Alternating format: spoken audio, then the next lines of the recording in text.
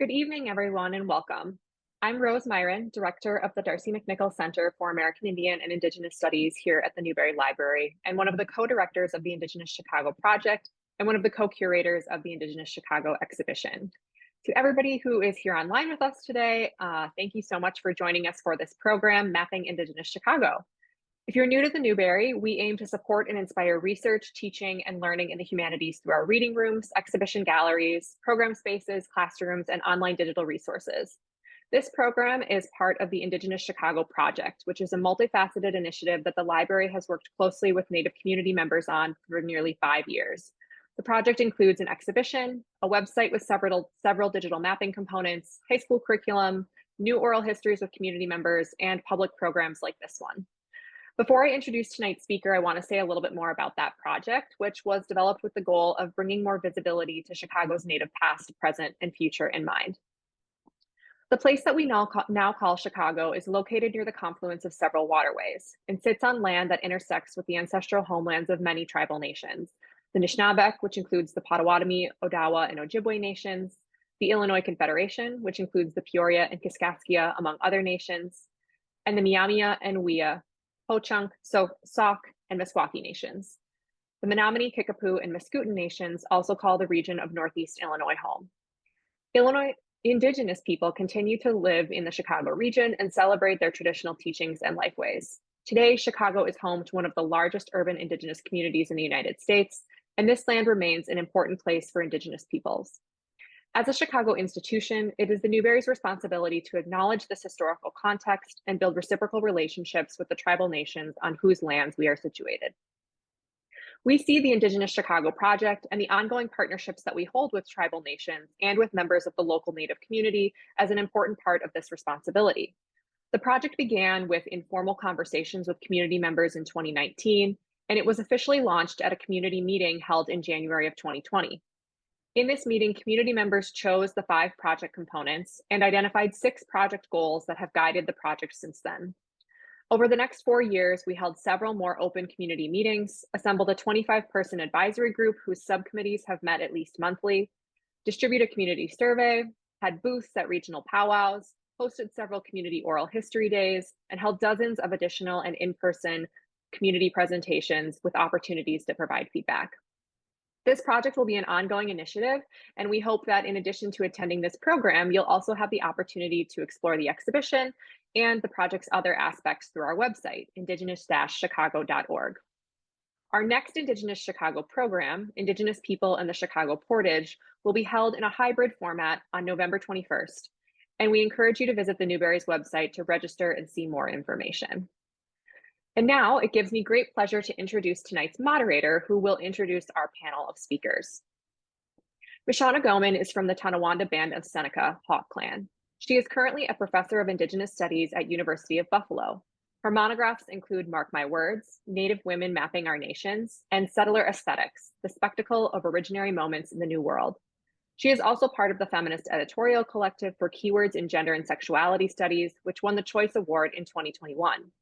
Her community-engaged work is devoted to several digital humanities projects, including participation as a co-PI on community-based digital projects. These include Mapping Indigenous LA, which gathers alternative maps of resiliency from Indigenous LA communities, and Carrying Our Ancestors Home, a site concentrating on better working tribal relationships and communication as it concerns repatriation and NAGPRA. Before I turn things over to Mishana, I want to let you know that we will be managing our Q&A tonight using Zoom's Q&A feature. You can find that at the bottom of your screen, and I encourage you to type your questions while you're listening to our speakers tonight, and we will get through as many as we can in the time that we have available. So with that, it is my utmost pleasure to turn things over to Mishana. Nyaweskano, everybody. Hello, and thank you for joining us. It's been such a pleasure working on this project and the mapping subcommittee. So with that, I'm going to introduce Joshua Friedlein, who's an enrolled citizen of the Cherokee Nation, is a tribal wildfire specialist at the University of Minnesota, and he also holds a Master of Forestry from the Yale School of Environment. His research practice is centered on cultural understandings of land across the United States, settler colonial empire, and the restoration of Indigenous land stewardship. He is a project consultant on the Indigenous Chicago project that we have here tonight and the Indigenous Engagement in Place project at Carleton College. Joining him today will be Cabell Wilkerson, an enrolled member of the Citizen Potawatomi Nation, Barossa and Mueller families, Bear Clan, and he is the doctoral candidate in the history department at Harvard University. Their scholarly interest examined the evolving contradictions in the U.S. Indian policy from the early 19th to the early 20th centuries as shifting forms of imperial state-building practices. In their free time, they work on Bodowadmik, I hope I'm saying that right, Potawatomi, in the Great Lakes Indian histories with other Anishinaabe and non-Anishinaabe and non-Native scholars ranging from the early 17th to the mid-20th century. So with that, I welcome you all, and we will turn it over to Josh and Cabell. Wudo, Mishwana, Cable, I'm so excited to be in conversation with you. Osio Nagada, Joshua Friedlein, Dawadoa, Jijidagi, Ani Ahuia, Ani Gadui, Digre Logwaski, Nugamuyusa, Agase Stodi Inige, Nachnai Yeli. Hello, everyone. My name is Joshua Friedlein. I'm an enrolled citizen of the Cherokee Nation. I'm delighted to be here with you all tonight to speak about some of the mapping work that we have completed for the Indigenous Chicago project. As Mishwana said, I am currently a Tribal Wildfire Specialist at the University of Minnesota, and it has really been the honor of my lifetime to spend the past 15 months working as a researcher and a project consultant for this Indigenous Chicago project, alongside my very good friend, Cable Wilkerson, who you'll hear from very soon. I also want to give a quick shout out to the other 3 researchers that comprised our incredible team, who I hope are watching this: Dylan Nelson, Tegan Dreyer, and Anthony Stamilio. You are all absolutely incredible. I have learned so much from you, and you are so important to me. I'm going to speak today about some of the mapping work that I've completed for the Indigenous Chicago project, specifically a map that we've titled the Landscape Change Map. Next slide, please. So the purpose of this map is to show what the landscape in the greater Chicagoland area looked like at the moment of Indian removal from the state of Illinois.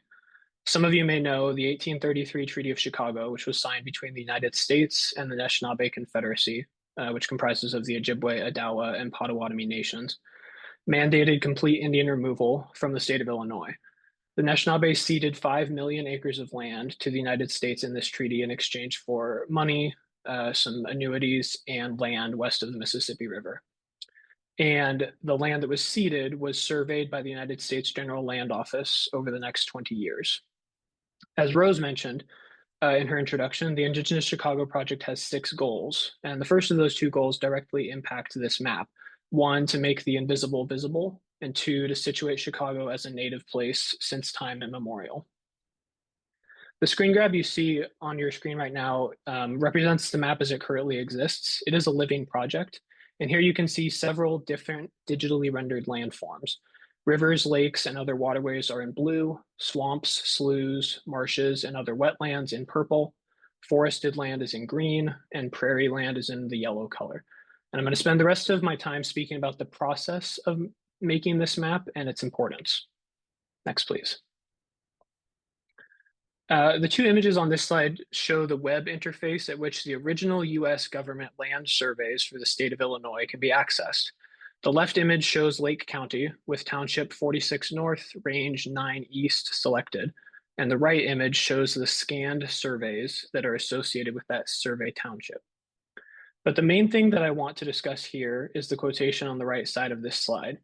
When this specific map was first ideated by myself and some of my colleagues and approved by our advisory council, I set about gathering primary sources for this map, which involved acquiring all of these survey maps.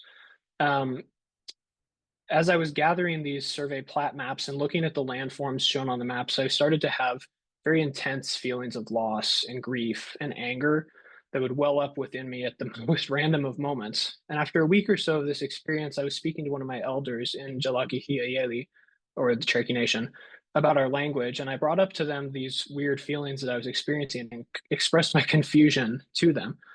And I'll never forget what they said. They sighed in a very matter-of-fact way and said, "Well, that makes sense to me. You're directly interacting with the violence that these colonizers inflicted on our land.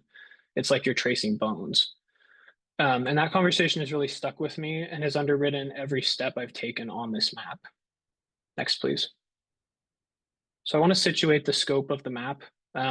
If you click, it should bring up a green box. There it is. This is the geographic scope of our map. It's the northeast corner of the state of Illinois and the northwest corner of the state of Indiana.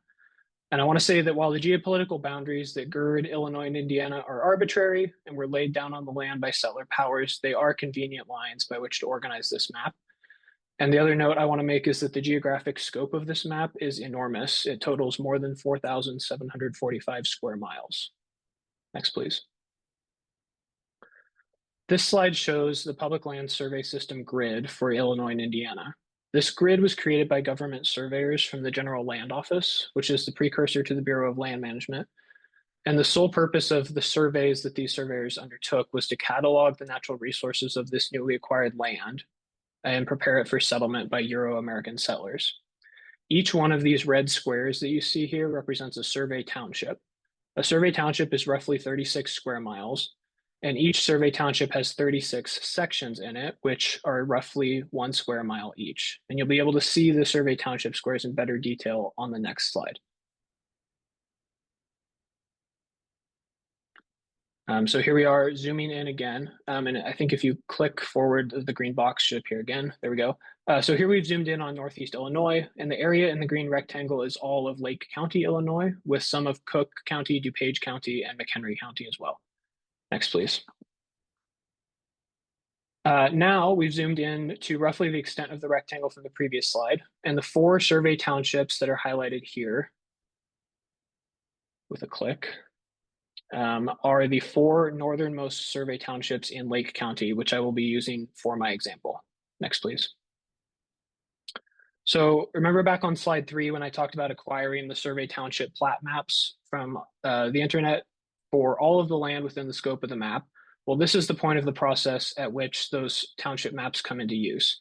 Using a georeferencing tool in a program called QGIS, which is an open source ArcGIS mapping software, and the PLSS red grid that was on the previous slide, I stitched together these 4 survey plat maps. And taken together, they show the landforms that existed in the late 1830s on this large piece of land that consists of the northern part of Lake County. Next, please. On this slide, you'll see the same process, but this map has all 16 survey townships that are in Lake County. Next, please. For your reference, here's Lake County again, and the 16 survey townships that it contains. And then on the next slide, we'll go back to the 16 plat maps. You can see on the right side of the plat maps, the lake shore. And in the upper left plat map, there's a large lake. And then there's also landforms that go across each of these individual plat maps and connect together. The next step is to begin tracing the landforms for digitization. So once all of these plat maps are stitched together, they need to be traced. And due to the cultural and geographic importance of waterways to Indigenous people, those were the first landforms to be digitized. The next step was digitizing landforms on each individual survey township plat map. The next slide has a video demonstration that shows what digitizing one landform entails.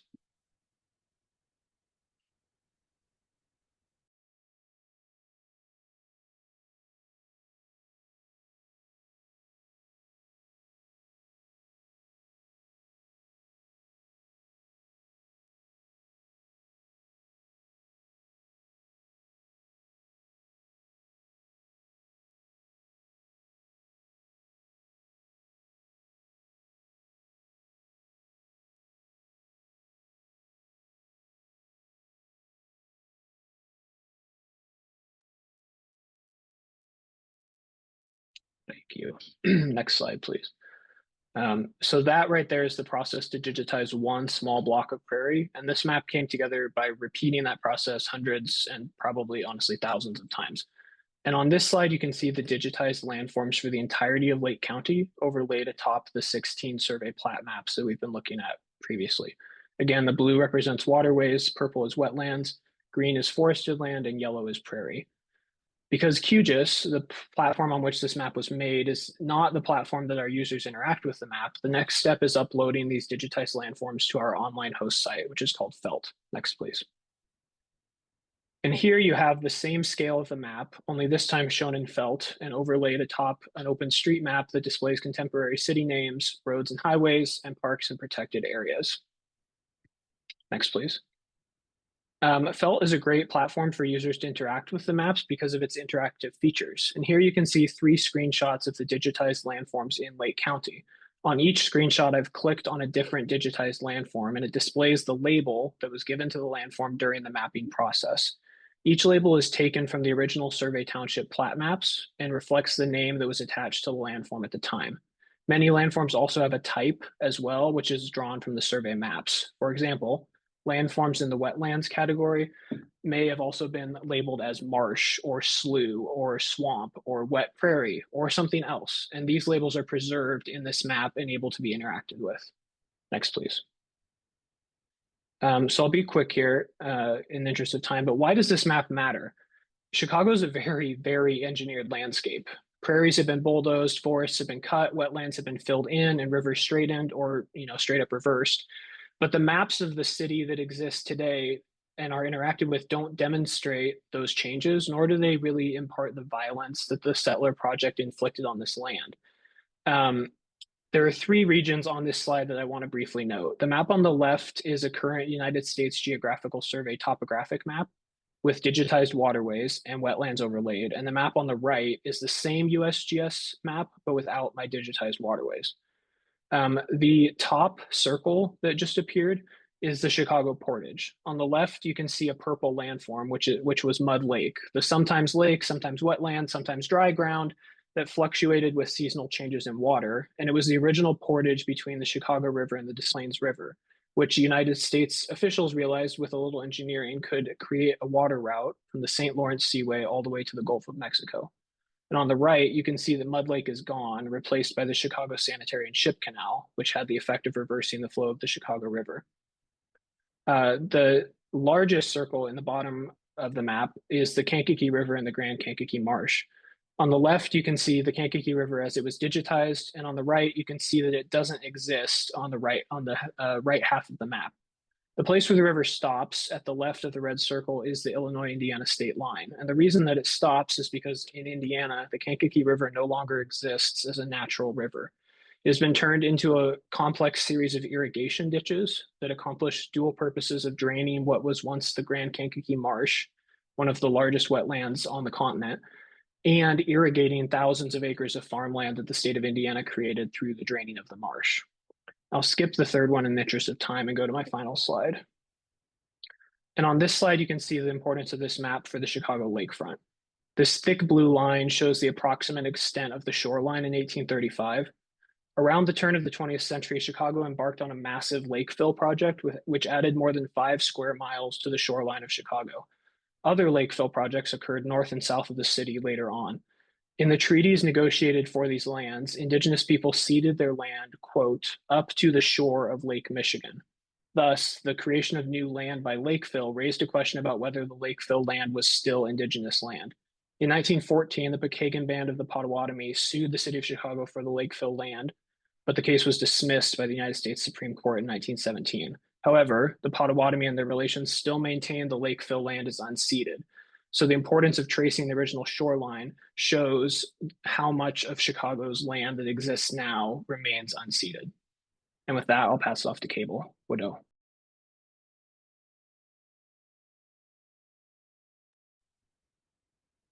Miigwech, Joshua. As always, I'm just so impressed with the work that you've done for this project. And I had the privilege of seeing that presentation. And I remember last time it also made me emotional. And I appreciate all the good work that you're doing. So with that said, good evening, everyone. My name is Cable Wilkerson. I'm a doctoral candidate in history at Harvard University, an enrolled member of the Citizen Potawatomi Nation. And I've had the distinct privilege of working as a researcher for the Indigenous Chicago project alongside my friend and colleague Joshua here. And for the sake of time, I'll keep this presentation pretty brief, but that said, I'm going to give you all a sense of the work that I did for the Indigenous Chicago project. If I could go to the next slide, please. So, like Joshua, a good portion of the work that I did on the project was cartographic, and I focused mostly on 3 different maps, including the removal map, the treaty map, and the village site map, all of which are on the website. Next slide, please. And as Rose and Joshua both mentioned, when the project began in 2020, community members outlined 6 goals for the project. The first 2 being to make the invisible visible and to situate Chicago as a native place since time immemorial. And so with that context, this was the mandate that I was operating under alongside my colleagues as I took on the production of a village site map to help illustrate that Chicago has been a place that Native people have lived in since time immemorial, and also to work broadly on making the invisible histories of what we now call Chicago visible. And for the second point, treaties and removal took priority, but researching, let alone mapping this information, proved to be more challenging than I think actually any of us realized until we jumped in, and as I know that Joshua just illustrated. So though I worked on 3 different maps, I've actually spoken quite a bit about 2 of them, the removal and treaty maps elsewhere, and I actually haven't yet had the opportunity to discuss the production of the village site map. And so for tonight's talk, I'm going to focus mostly on the village site map as a sort of case study that's applicable to the removal and treaty maps. And so when I began organizing my research on village sites, it was difficult to know quite where to begin. Alongside the many tomes sitting in various, dusty archives, everything from online blog posts to the Jesuit Relations claim to hold some information about village sites in the greater Chicago area. And so with this overabundance of information precipitated a challenge that I needed to tackle directly. Before making a map, I needed to figure out a method for organizing the information I was finding. And so for all of the maps I produced, I was most concerned with the flow of information. That's to say, how the data I'm pulling from archival sources, books, and manuscripts is rendered into points on a map, and then displayed, navigated, and understood by community members. This point alongside another, primarily being amendability, building the research infrastructure on the back end to allow for iterative corrections, additions, expansions, and even the wholesale export of information to communities, or even just the transfer of data to other platforms, purely logistically, right? So at first, my data organizing was pretty crude. It was a really simple spreadsheet, actually, as you can see here, where I just began throwing the village sites that I came across in literature into an Excel sheet and just tried my best to cross-reference. But the hard part about finding references with no accompanying maps is that you actually, surprise, surprise, have to find the point yourself, which is quite time-consuming. So after going back to the drawing board more than once, actually, we determined that one of the maps we were already using for the project, Albert Sharp's famous Indian Trails and Villages of Chicago, which we saw earlier on the title slide for tonight's speaker series, was perhaps the best jumping off point. So Dylan Nelson, another researcher on the project, and I sifted through roughly 100 to 120 Sharp maps, everything from these like really big 4-foot by 4-foot maps to super tiny 6-inch by 6-inch ones, and we managed to scan almost all of them. We summarized their information and organized the data into, you guessed it, another Excel spreadsheet. But we finally had the foundations of a map. Once we had our data compiled, I assimilated the data from these maps by individually geo-referencing Sharp's scanned 19th century maps onto our digital mapping platform. So this is where it begins to look almost exactly like Joshua's process.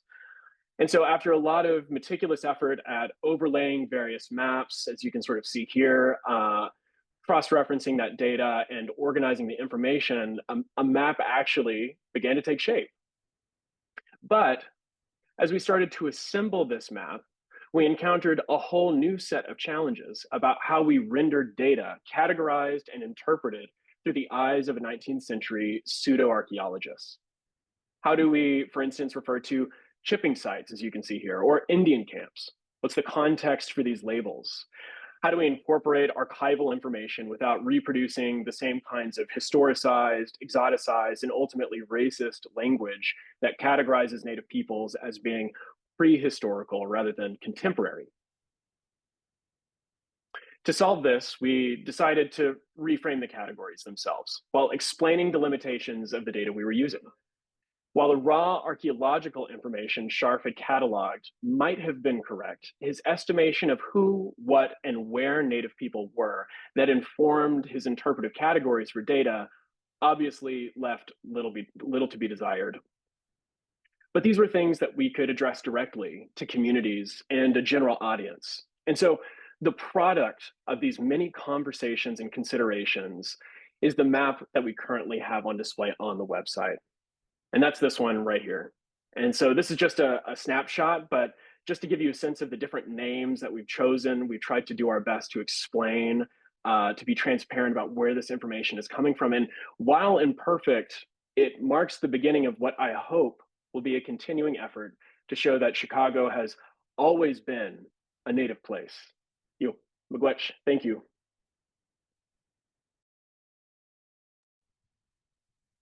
Well,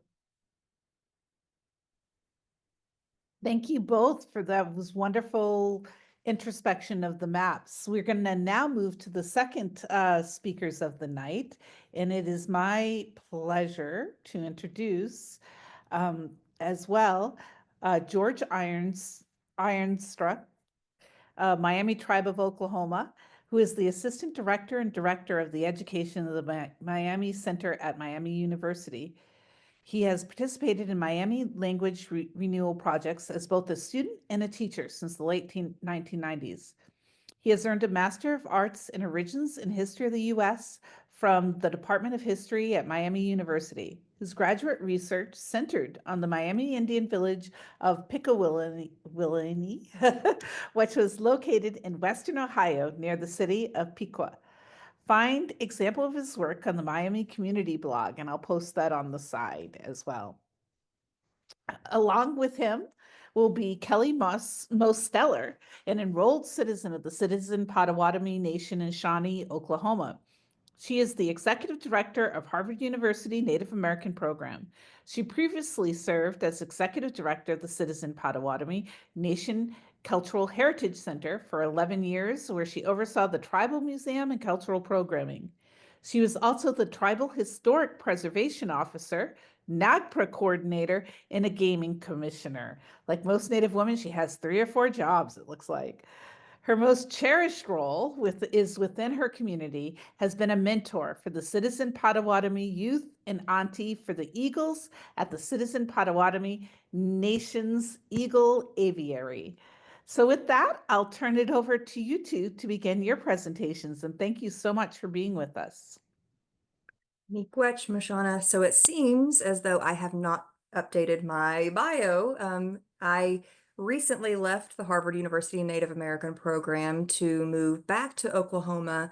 And as of 6 weeks ago, I am now the executive director and CEO of the First Americans Museum in Oklahoma City. So I need to update my bio for future reference, but all of the other things that Mashana so kindly shared with you are still part of my portfolio. And George has kindly allowed me to go first. I just want to bring a little bit of context as to my role in working with Joshua and Cable and Rose and all of the other wonderful team at the Newberry on this project. When I was asked to join the project, I had, recently left my position as the Citizen Potawatomi Nation TIPO Tribal Historic Preservation Officer. And so I was really excited when I was asked to participate in this project because it was going to allow me to bring that 12 years of work as a Tribal Historic Preservation Officer, as well as my own academic work, into play in thinking about this mapping project. I did my own dissertation on Citizen Potawatomi land use and the process of transitioning and going through the process of becoming private landowners through allotment and U.S. citizens. So I had been thinking about not only Indigenous and Potawatomi ways of being on the land and thinking about land, but also that very, as we've talked about already, that very violent process of being forcefully removed from land and having a very Western idea of land ownership and title really pushed upon a group as a community. So I brought those things to our discussion, and I know George and I will have a little bit of a back and forth here in a moment, but I can say that I brought all of those experiences to this, and we had other tribal consultants on the project as well, who, as we were thinking through these projects and you know, just like Cable and Joshua just showed, much of the work that we do in our own communities, we also end up relying on things like GLO survey plats and allotment maps and treaty maps. But we also very much from the beginning are bringing in other tribal contexts to these projects, talking to elders, thinking about the land as not just as you see it on a cartographic image, you know, thinking about it in those contexts, but how it was used, the words that we used for the land, how that language shapes the way we understand our relationship to the land, the way we talk about our homelands versus lands we've been removed to, you know, all of those things were brought into this project. So I really look forward to engaging with George a little bit on that. So I'll now turn it over to George for his introduction. Newe Kelly, Newe Mishwana for the introduction. Aya cheke, te pewe epiane waha nunge pe kondeke, kinde linda kaninge. Good evening, everyone. It's good to be with you in this virtual space on our computers this evening. As Mishwana said, my name is George Ironstrack. I'm a citizen of the Miami Tribe of Oklahoma, and I was born in Chicago. So I have a deep Miami tribe connection to the land that we call Shikakonge. And then I have a personal one, an interest in this project because I have family. My mother and father still live in the region, siblings, cousins. So there's kind of, I came to this project from both those perspectives, from the deep time of tribal connection, and then of course the contemporary family connection to a place that in many ways I still call home, although I don't live there anymore.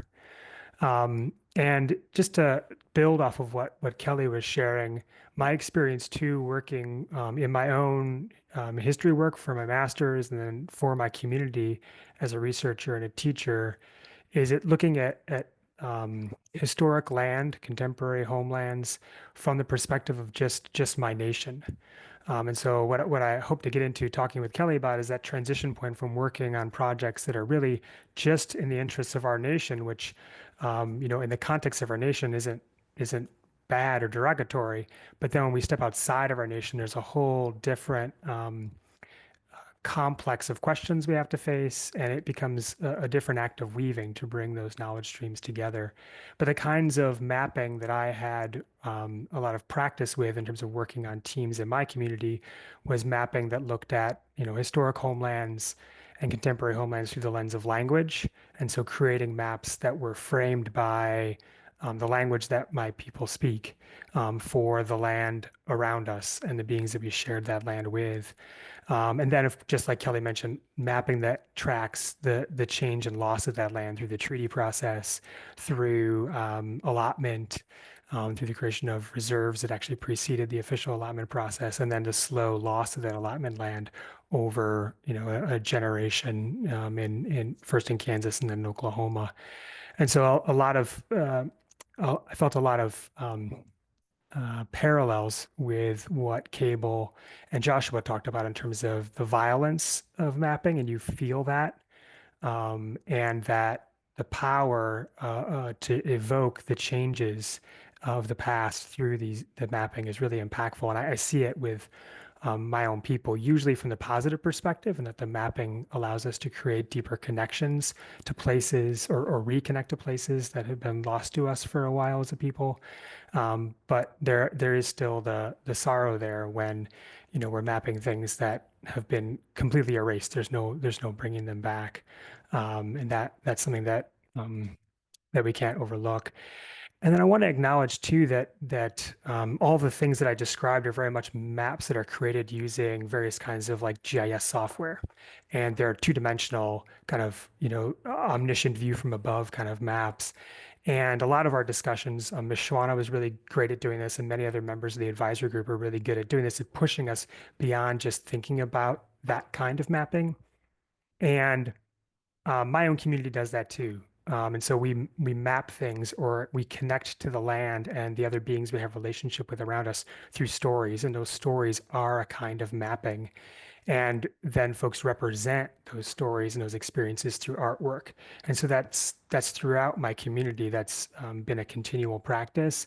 But it was really nice to be a part of a group that discussed that, and it shined more of a light on the ways in which people in my community have continued to do that, to connect to place, and all that comes with those connections through storytelling and art. That's not that two-dimensional omniscient GIS software kind of mapping.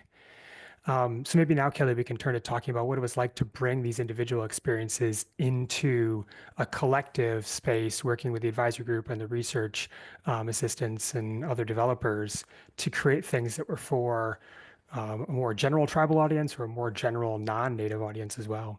Yeah, thank you for that, George. I recall multiple times in our sessions when we had, the advisory group together. As I mentioned, there were several tribal consultants, many of whom have worked either as TIPOs or in the TIPO office. And at some point, everyone was talking about the maps they have within their own office, those maps that you create for yourself to mark things that are never meant to be outside of the office. Either one, because it's sensitive information, maybe it's a burial site, maybe it's a site where medicines are collected, things that would never be meant to be outside of your office. But also there are things that are not, that those maps would never be meant to be shown outside the office, because it's, as we keep talking about the violence of mapping, even creating a border and putting a line on a map that sort of shows like, this is what we think of as ours, and thus this next door is not what we think of as ours. And that's not the way our ancestors thought. It's not the way we think about these spaces. But you have to have those tools, because you're being asked to consult on building projects, and so there's that. You even internally, there's a little bit of this protectiveness around those maps, because you never necessarily want people to think that this is how you're defining what your community thinks of as their ancestral homelands, or spaces that are sacred to them, or and so taking that years and years of training about not being secretive, but being very cautious about what information you share in a mapping project, to working on a project like this it is made for public consumption.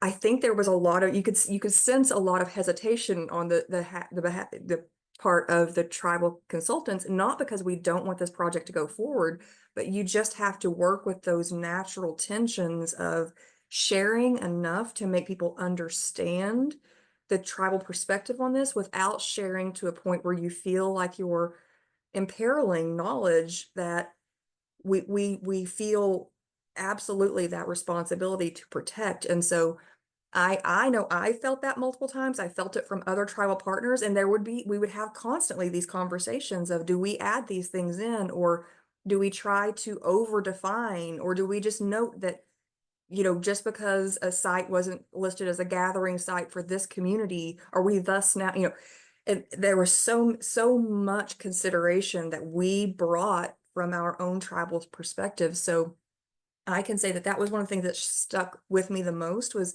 I would leave these meetings and these sort of the sessions where we would have these advisory committee, and I would have so much like stress and pressure, and I'd find myself sort of like being tense because you just constantly were battling against that instinct to try to protect the sacred and not overshare, but we have to find that balance because people need to understand that there are Indigenous ways of knowing and mapping and thinking about these things. And I know for me, that was one of those sort of constant tensions that I was battling with. I don't know if you felt the same way, George, but it was something that I saw a lot in the advisory group.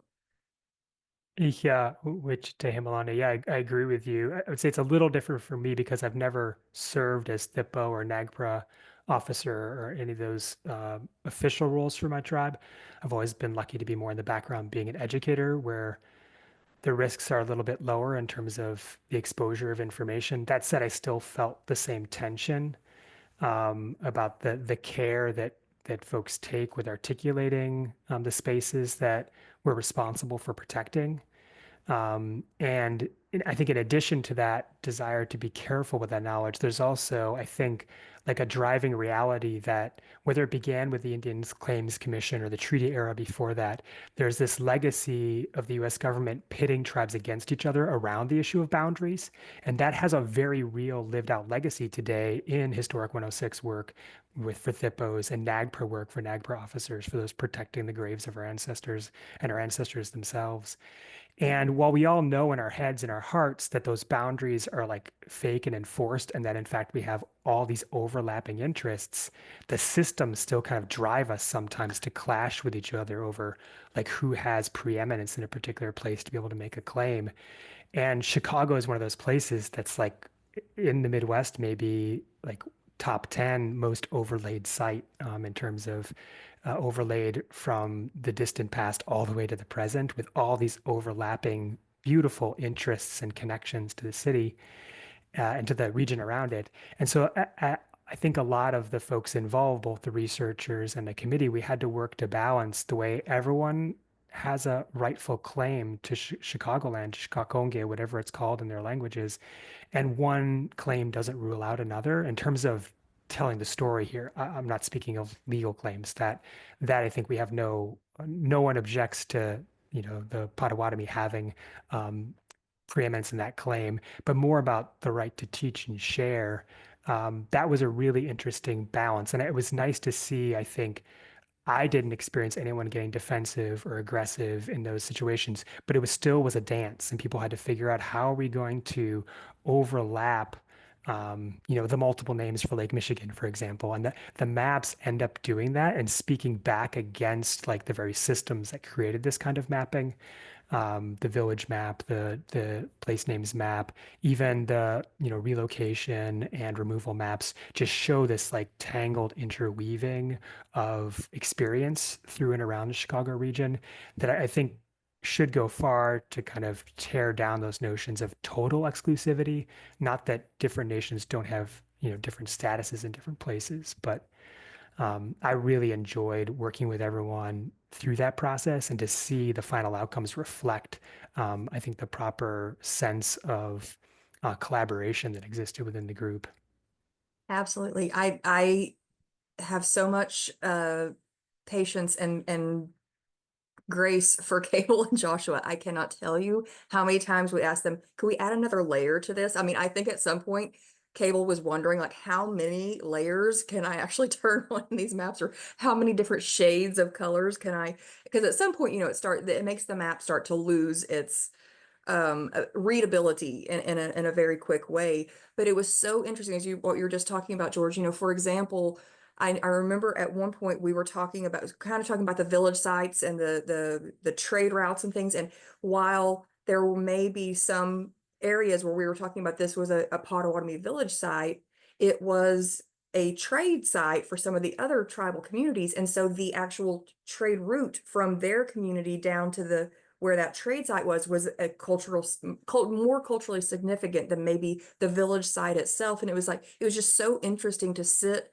and listen to the various tribal perspectives of it's all so important to us. It's just how we were interacting with different spaces. And for some people, there were, collecting and gathering areas, whereas, that wasn't necessarily the same, even though those medicines grew there.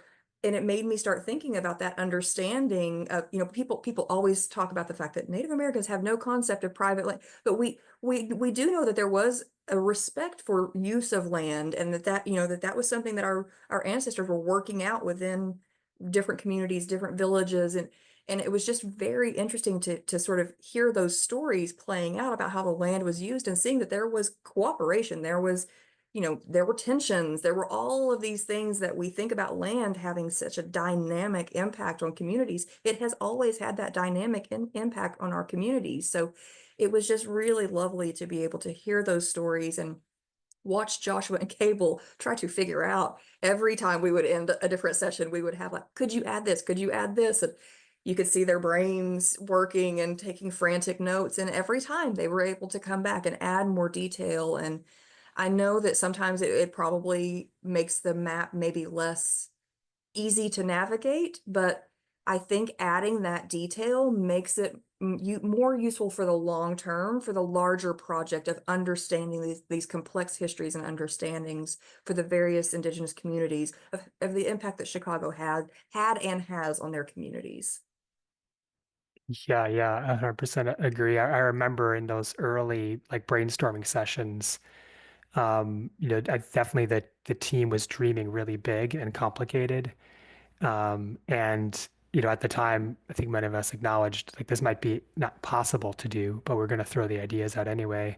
And I think the landscape change map that Joshua showed is probably one of those ones that came out of brainstorming sessions where there was a deep interest in it, but we all recognized it was a really big dream. And to see it roll out, and to be so complex, but that's a good thing, was really powerful to see it go from like that dreaming stage all the way through to something that is certainly emotional, and at times painful, but also really powerful, because speaking as someone who grew up in the Chicagoland region, growing up there, you have no notion of how much the land has changed until you read some of the historical documents or you hear from people who know. And to be able to have a tool that teachers can bring into the classroom, and connect with students all across the region to just show how much change has happened. Just one vector of how it's a really, really powerful tool. And I think will only continue to get more powerful, I think, over time as hopefully it gets added to. But yeah, we definitely overburdened the assistants with requests. And like you said, Kelly, they responded admirably to all of them. And we're also sometimes, yeah, well, for phase one, that's not going to happen. Maybe in phase two, we can add that particular feature. But it was really, really powerful. And I would just like add to that, I think, many of the maps that we have mentioned in our discussion thus far are very historical, and powerful. But I think the other thing that some of the maps do that was requested over and over again was to bridge the past and the contemporary, right? Because a part of Chicago being a native place is all the way into the 21st century, right? And so looking at maps like the Urban Archive map, for example, really does a nice job of showing at least the central part of the region, more Chicago proper, and a mix of the historical sites that date all the way back to before contact and the early years of contact with Europeans, all the way through into the 21st century. And as a sign of how powerful it was, there are lots of things on that map that were 20th century sites that I had no idea about myself, despite growing up in the city and in the suburbs. So I really, again, can't say enough how much positive work everyone did to bring all those different threads together, all threads of all the different tribes, the threads of ecology and landscape over time, and then, of course, the threads of people in the 20th and 21st centuries too, still living in Chicago and making it a vibrant native place all the way into the present. Yeah, absolutely. I know after the sessions, I would pull up the Urban Archive map versus one of the other topographic maps, and I would sort of go back and forth and be able to compare and look and see like, oh, this building that I've been to half a dozen times was right on top of, this important village site or this important gathering spot, and it was just so interesting to be able to put those maps side by side and see, some of the areas in Chicago today that are still very, very important areas were very, very important areas long before Europeans arrived, and in that time of early contact. And it was just really, I think that is the power of mapping, is that whatever it is you're trying to get out of it, you can use these as tools to put side by side. And I know that if I were, I am currently not in that role, but if I were still my tribal TIPO, I would be using these maps as much as I possibly could to help people, because a lot of what we are doing with TIPO work is working with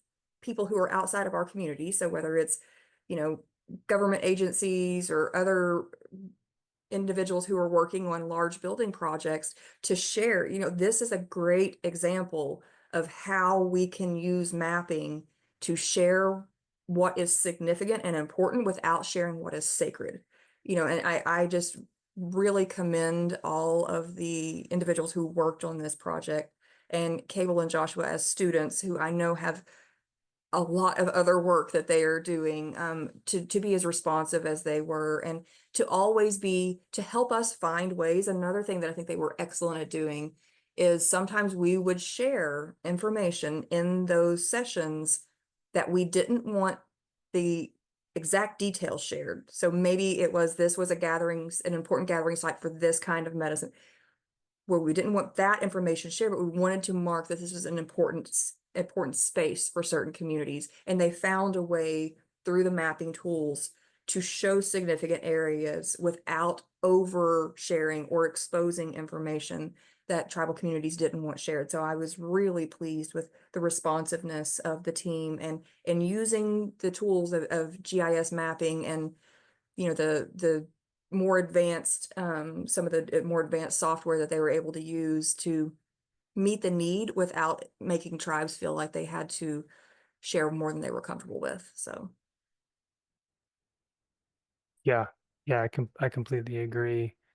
And I think, stepping back, maybe even like big picture, thinking about the whole Indigenous Chicago project, not just the mapping. I think overall we have to commend everyone who is involved, and especially the leadership at the Newberry, and like specifically like the team that we worked with closely, like Rose and Analu and Haku and others, that bringing all these different tribal representatives together sometimes into literally one space physically, and then all these different virtual spaces over many, many years. That takes a lot of effort to coordinate it so well, and bringing all those voices together in a way that creates a synergy, that where people feel safe to share, like you just mentioned, Kelly, feel safe to share. This is an important detail, but I only want this much of it shared. That we have to acknowledge that's pretty rare outside of our communities, outside of context we create as people. And it's really, really commendable, and I expect it to be pretty long lasting in terms of the outcome of the work. And I hope it's a model, that the maps are a model for other people to look to, as you said, Kelly, and that maybe the whole project can be a model for others to look to in other regions of what is today the US and Canada. excellent. Well, I'm ready to turn it over to Mashana for more Q&A if you are. Yeah, sounds good to me. Good. Well, thank you all. Thank you, Josh, Cable, Kelly, and George. I'm so excited for this discussion because it really was a long road over many years. So I wanted to take this opportunity to kind of weave some questions together. We had a lot of questions about sources here. Did you use AI? What sources did you use? The Gardner series? Did you think about Melinda Miles' Dakota land maps?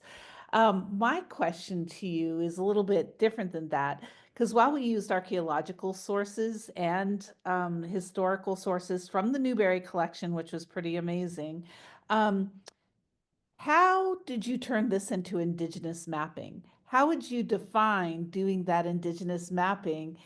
This, with also, if you could speak a little bit to the sources to answer some of these questions too. I don't know who would like to start. Yeah.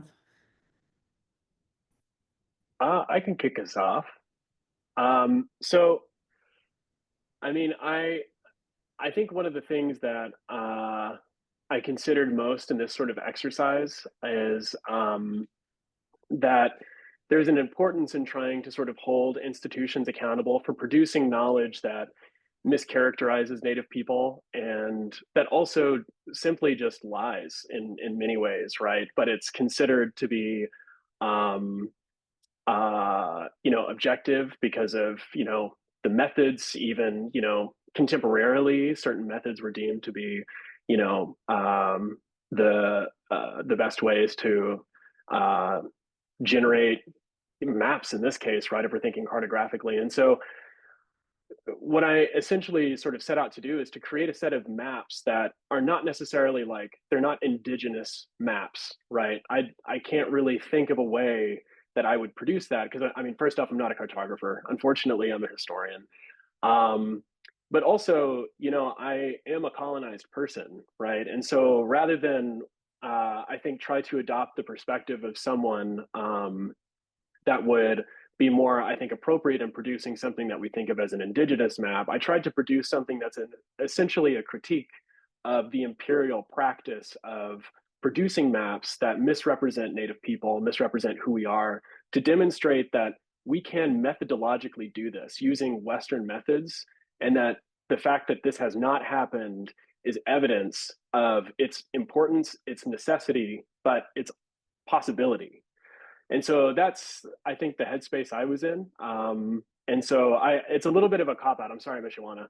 I didn't necessarily produce like an indigenous map, but it is certainly an indigenous critique, I think, through mapping.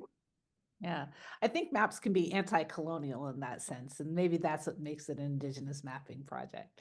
Does anybody else want to tackle that, Josh? Yeah, Mishwana, what you said right there about maps being anti-colonial, I definitely agree with that. And I thought what Kelly said about the nuance of navigating sacred information, navigating privileged information, navigating information that we wouldn't want outside of our communities was something really important to highlight, because I think that is the indigenous aspect of this map making. Although I would not define these maps as indigenous maps, I would define these maps as anti-colonial maps because they are responding to the violence that colonialism has imparted upon us and upon our land.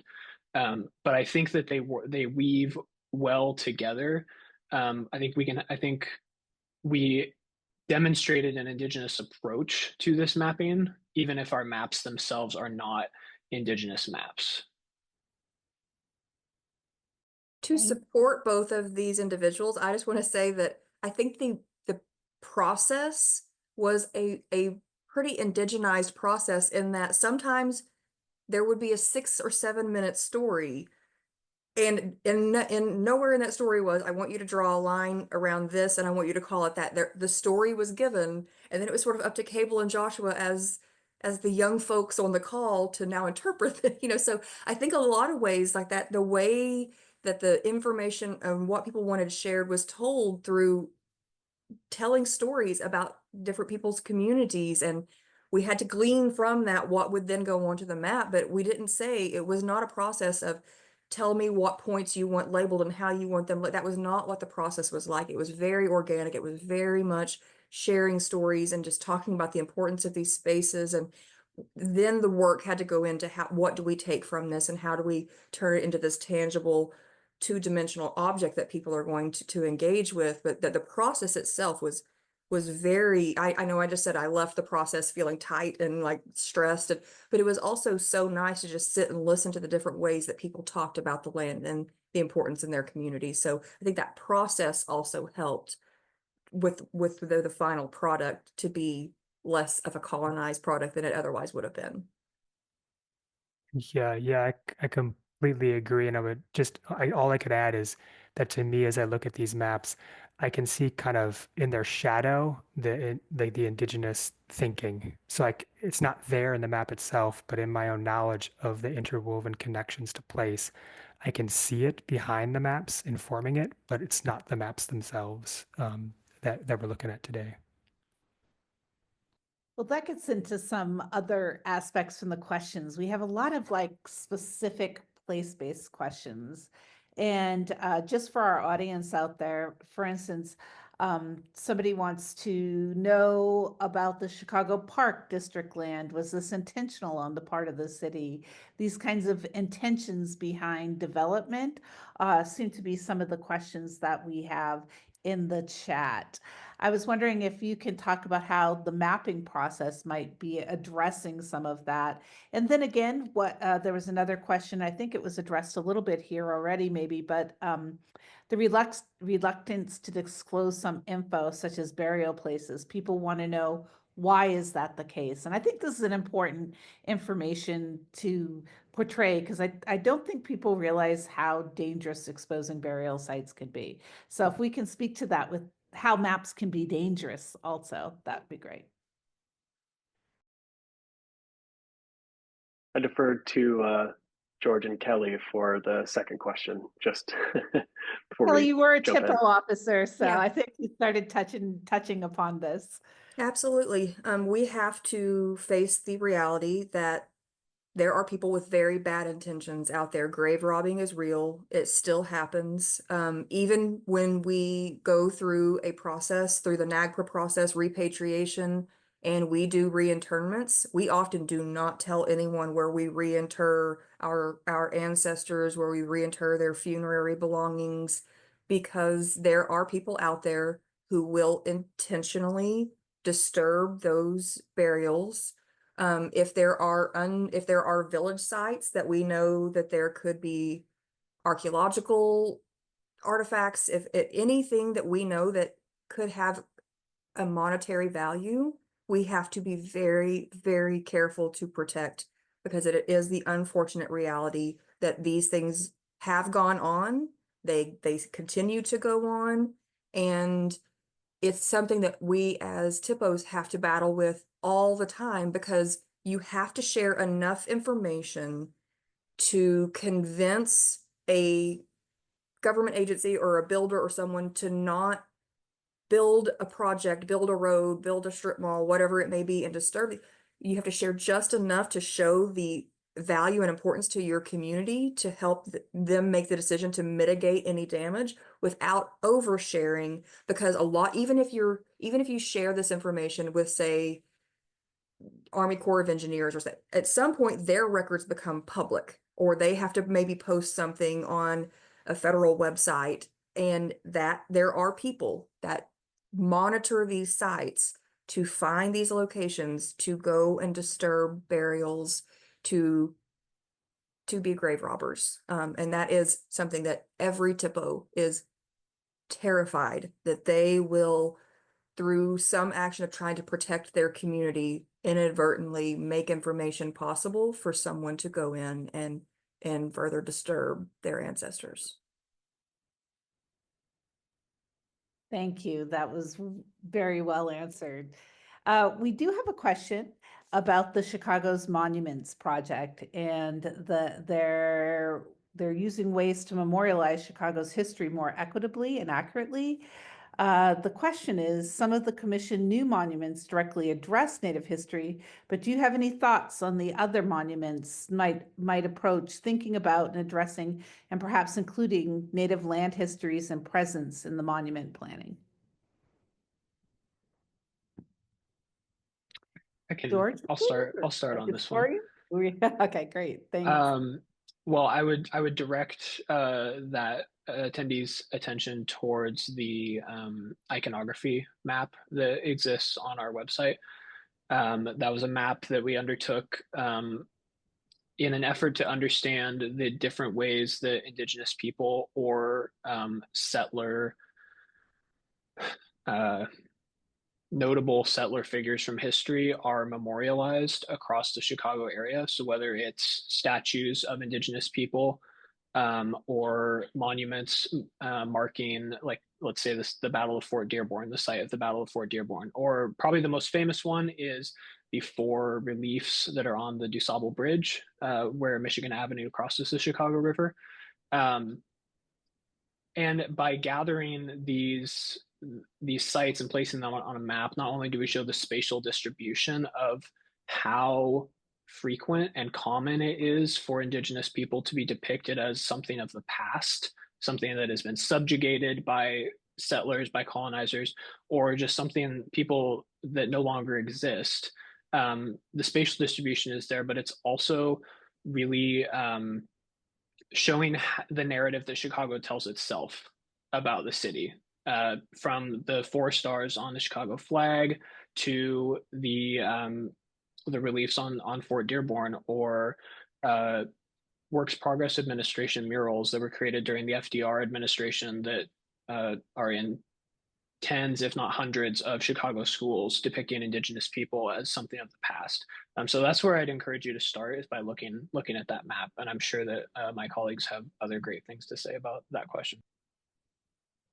Yeah, no, Joshua, that's what I would start by recommending as well. And just speaking as someone who grew up in Chicago but hasn't lived there for a while, so I'm not sure what's changed, point by point in the city, but most of the monuments either depicted very, very generic Native people, or depicted, just to be plain, like Plains Indians, usually of that a generic type, and always as a people of the past. And so that was the message that I grew up with, not even knowing that Chicago was the site of one of my ancestors' villages in the early 1700s. Like that was erased from my own mind. I didn't even consider it as a possibility growing up in the city.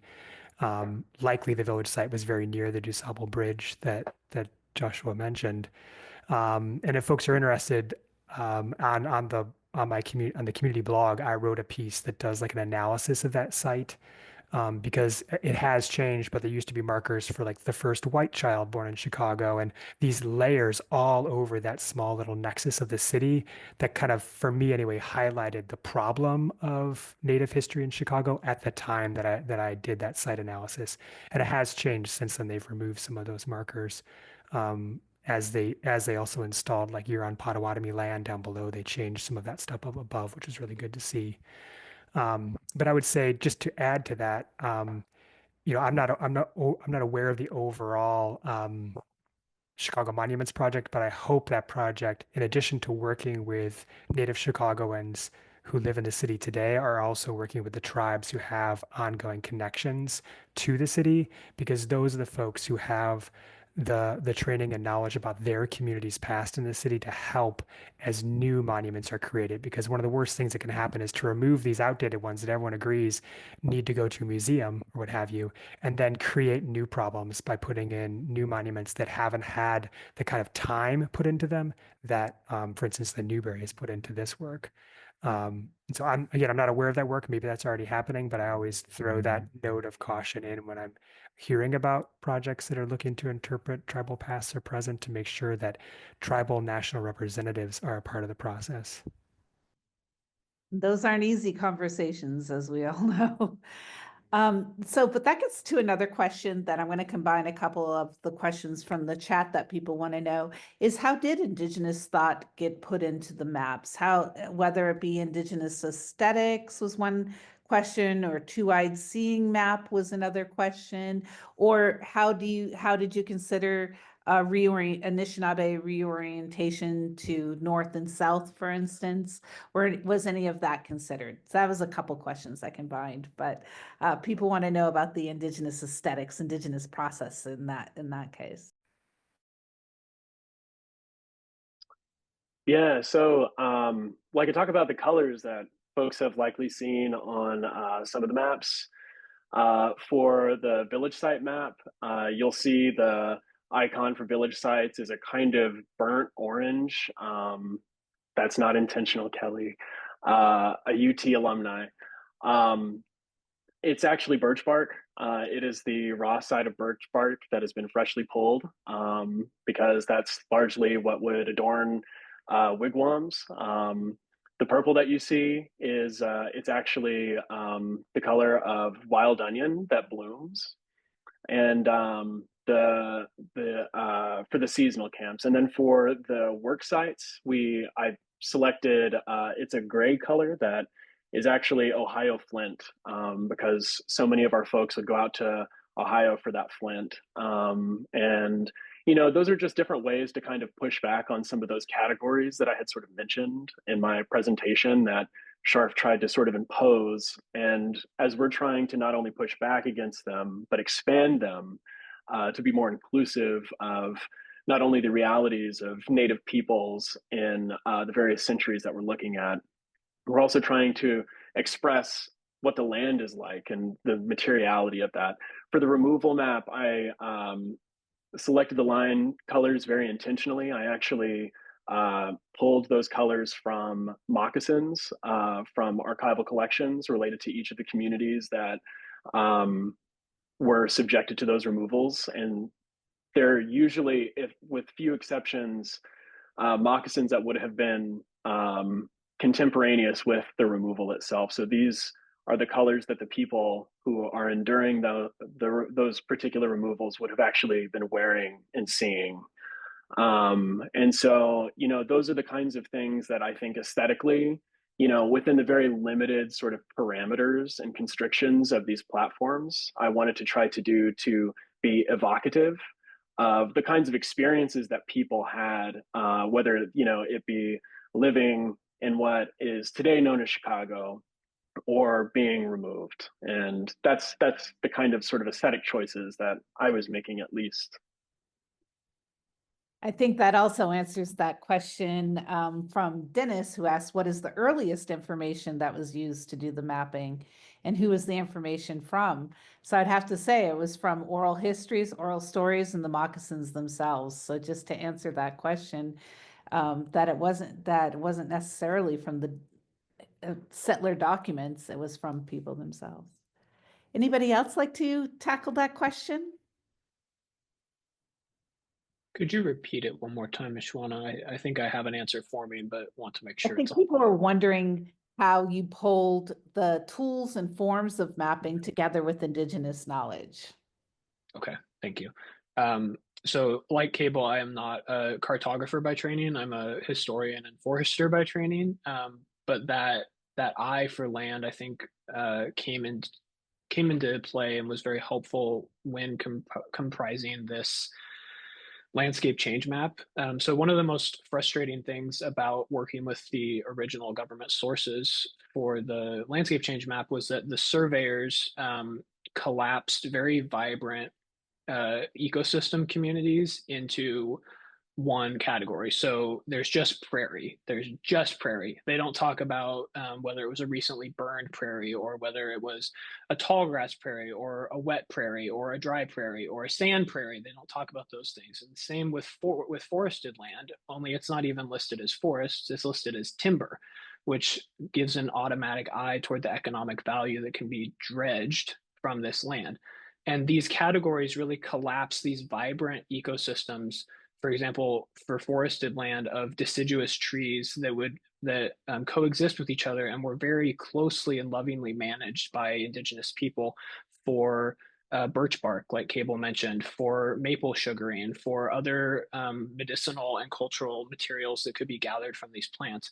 And so to have them collapsed goes back to that violence of mapping that we've been talking about. And that's an original violence that is really hard to undo when you're working in these digital mapping formats where everything continues to be 2D and you don't have the space or the resources to expand it. And another barrier is financial resources. Something that we really wanted to do for the landscape change map is we wanted to hire a native artist to illustrate some of the plant communities that would have existed in these various ecosystems, in the prairies, in the forests, in the marshlands and wetlands. And that's filed away for a future grant application, I believe, that'll be attached to it at some point. And so in a way, it's wonderful that this project is living, but there are real constraints. Even when we do bring Indigenous ways of knowing and seeing and belonging into these, the technology and the budgetary constraints that we find ourselves under often limit that. And so we have to make the best with what we have. It is an imperfect system. So we have a few more minutes left, and I wanted to ask you all what you found surprising in doing this project. What did you find joyful and surprising? We've talked a lot about the violence of maps, and I always like to end with Indigenous joy. And for me, it was a joy working with you all and learning about Chicago. I won't see it the same again. So if you guys, who would like to go here?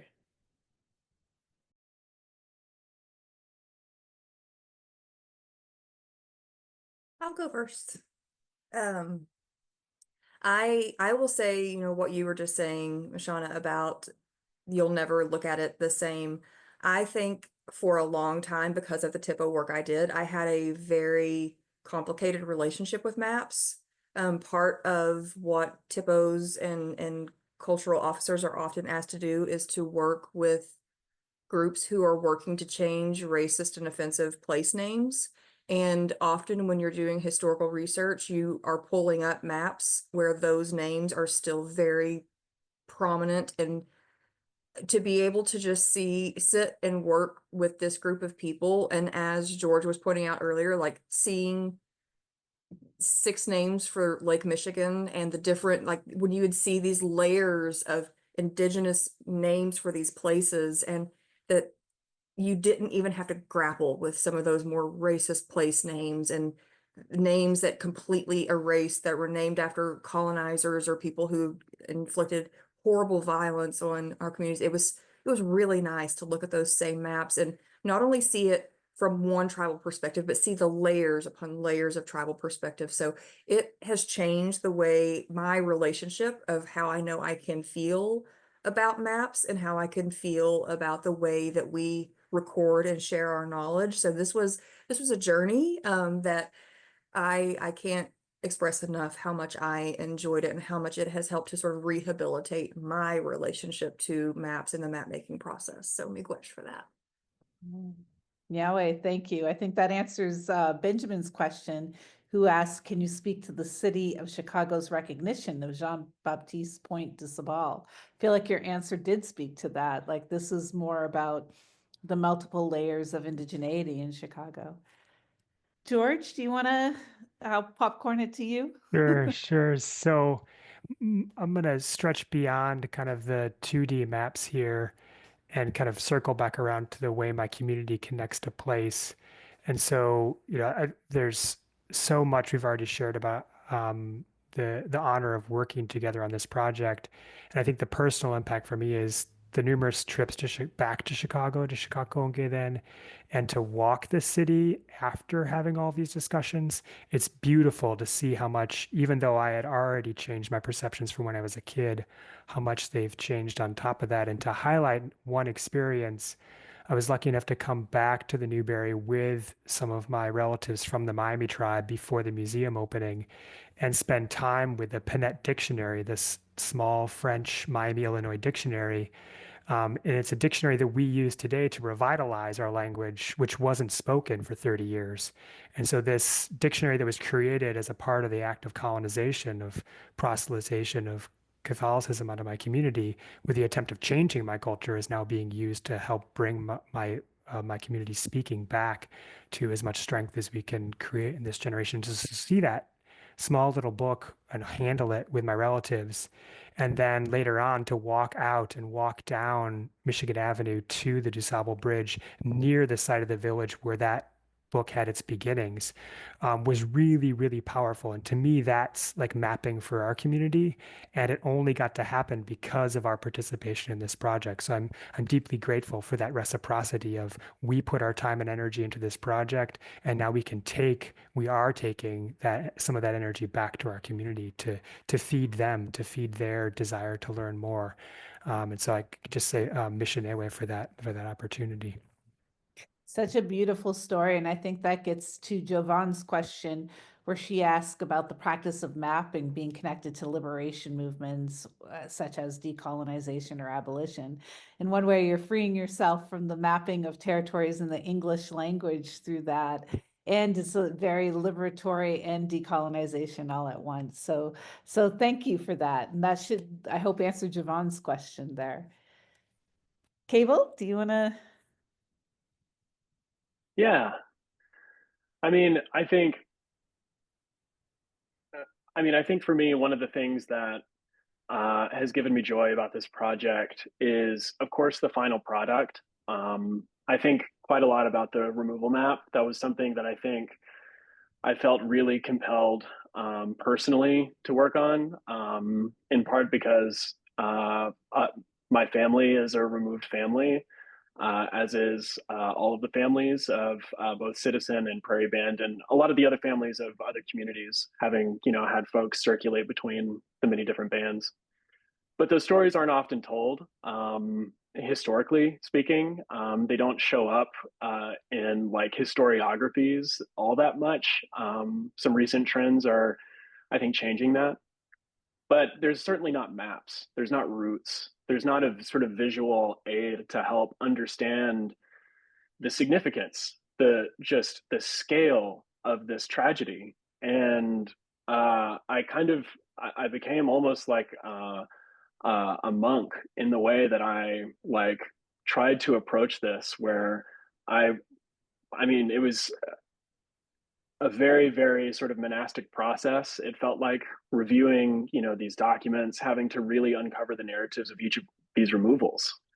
And I felt an acute pain going through these archives and going through these sources that were talking about the deaths of children and the deaths of, our elders, and just the loss, the sheer scale of that loss.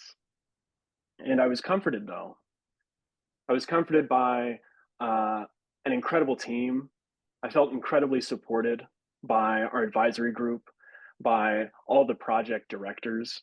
And that really did ameliorate the absolute just havoc that I think I sort of was experiencing internally, trying to go through these historical materials to tell these stories and then to visually represent them. Because otherwise, I think it would have probably been an impossible task. And so just to kind of highlight a different dimension of this, like it wasn't just that these efforts at collaboration were good because the product was so much better, even though that's true. Personally, going through this process, it made me a stronger researcher. It made me a stronger scholar.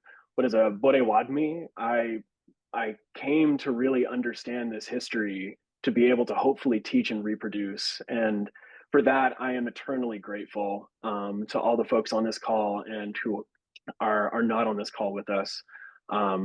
It has been a source of pain and a source of immense joy, more so than pain, of course. And I hope that the product of this work can also serve as a source of empowerment for people, especially those who can point to these maps that we've all produced to make arguments for why we should come home. Yeah. I think that you guys are wonderful. That gets at Petra's question of how the mapping worked with shifting migrations and peoples across time.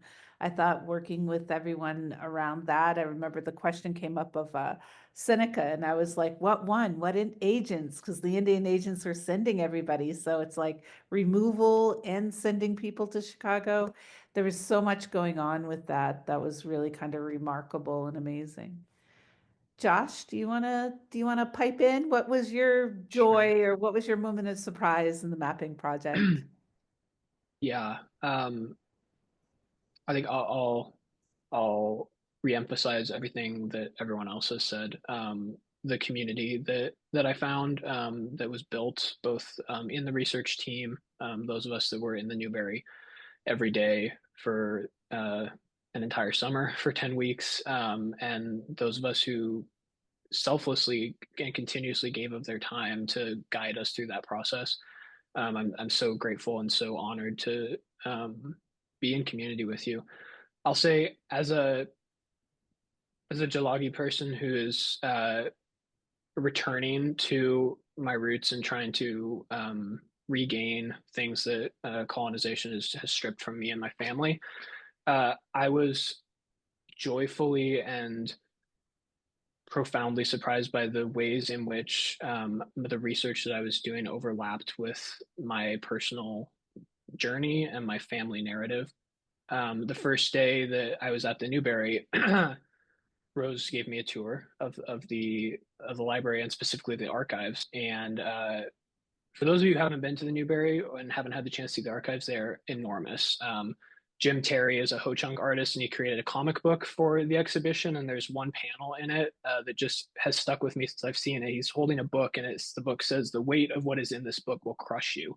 And that's what it feels like being in the archive. But we were walking in the archive, looking at the Ayer collection, which is the collection of Indigenous things, and I just randomly turned down an aisle and was looking at the boxes, and I saw my ancestor's family name on one of the boxes.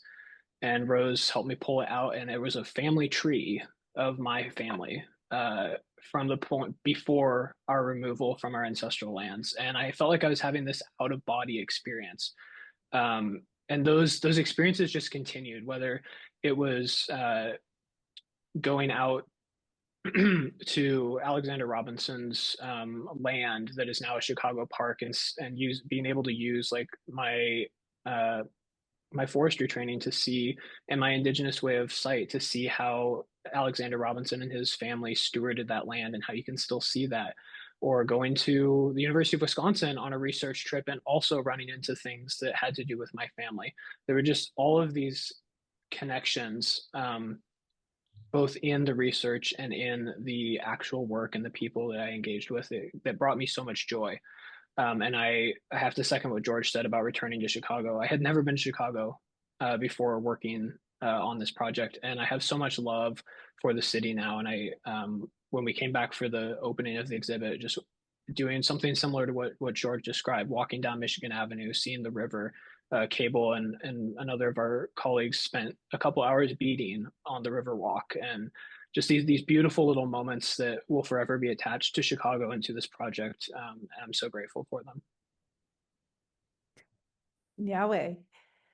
Any last words? We've answered all our open questions in that, which is really wonderful.